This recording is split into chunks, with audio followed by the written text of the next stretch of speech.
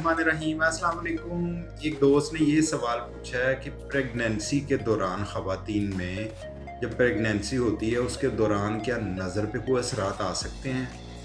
मैं आपको एक बात बताता चलता हूँ, कई ख़वातीन ऐसी होती हैं जिनको सिर्फ प्रेगनेंसी के दौरान शुगर का मसला हो जाता है और ऐसी ख़वातीन में अक्सर ड्यूरिंग प्रेगनेंसी नज़र का भी इशू रहता है। और जो ही वो प्रेगनेंसी से फारिग होती हैं, डिलीवरी हो जाती है, उसके महीने 2 महीने बाद शुगर भी कंट्रोल हो जाती है और जो असरात नज़र पे आए हुए होते हैं वो भी क्लियर ऑलमोस्ट हो जाते हैं। इसलिए इसमें परेशान बिल्कुल ना हो।